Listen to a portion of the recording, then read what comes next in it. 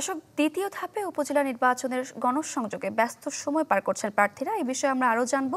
চলে যাব ময়মনসিংহ এবং চুয়াডাঙ্গাতে। শুরুতেই ময়মনসিংহ থেকে যুক্ত হচ্ছেন সহকর্মী সুলতান মাহমুদ কনিক। কনিক,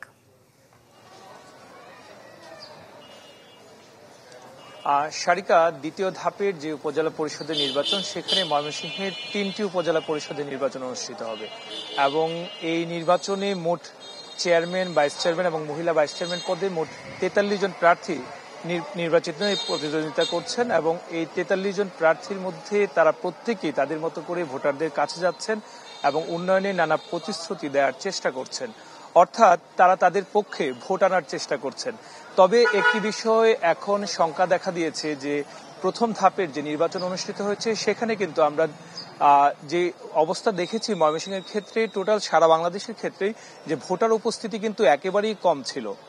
তো এই বিষয়টি কিন্তু এখন যারা নির্বাচন করছেন তাদেরকে কিন্তু ভাবাচ্ছেন। বিশেষ করে ভোটার উপস্থিতি সংখ্যা যদি না বাড়ে সেক্ষেত্রে তাদের অনেকটা কিন্তু এই জয়ের বিষয়ে যে সকল প্রার্থী নিজের পক্ষ থেকে তারা চেষ্টা করে যাচ্ছেন সেই জয়ের পক্ষে তারা কাজ করতে গিয়ে অনেকটাই বিড়ম্বনায় পড়তে হবে বলে এমনটিও আমাদের কাছে অনেকেই বলছেন।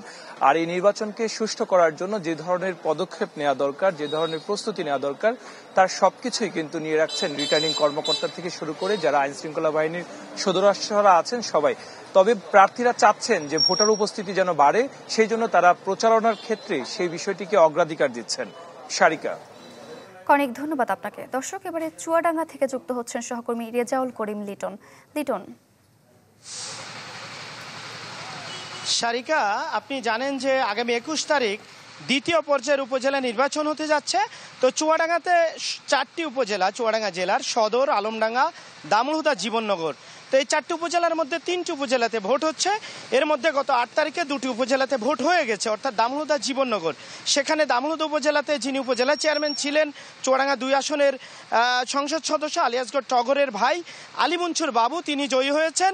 আর জীবননগর উপজেলায় যিনি উপজেলা চেয়ারম্যান ছিলেন হাফিজুর রহমান জয়ী হয়েছেন। তো ওই দিন ভোট কেন্দ্রে দেখা গেছে ভোটারের উপস্থিতি একেবারেই কম ছিল। তো আগামী 21 তারিখে যে ভোট হতে যাচ্ছে শুধুমাত্র চুয়াডাঙ্গা সদর উপজেলায়, এখানে 3 জন প্রার্থী চেয়ারম্যান পদে প্রতিদ্বন্দ্বিতা করছেন। একজন যিনি উপজেলা চেয়ারম্যান আছেন আসাদুল হক বিশ্বাস, আর একজন সংসদ সদস্য 1 আসনের সুলাইমান হক জোদ্দার সেলুনের ভাতিজা নঈম হাসান জোদ্দার, আরেকজন আজিজুল হক। তো এই 3 জনের প্রতিদ্বন্দ্বিতা হবে। সাধারণ ভোটারদের মধ্যে কিন্তু ভোট নিয়ে কোনো উৎসাহ উদ্দীপনা চোখে পড়েনি। সাধারণ ভোটাররা বিষয়টা এরকম জানেনই না যে কবে ভোট হচ্ছেন। অনেকে আমি প্রশ্ন করেছি, তারা বলছেন যে ভোটের দিন ভোট হবে, বিষয়টা এরকম। তো আমি মাঠে ঘুরে দেখেছি যে ভোটের কোনো উৎসাহ উদ্দীপনা নেই।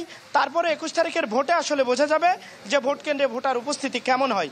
এই অবস্থা। ধন্যবাদ আপনাকে। দর্শক, দ্বিতীয় ধাপে উপজেলা পরিষদের নির্বাচনের খবরাখবর আমরা জানছিলাম।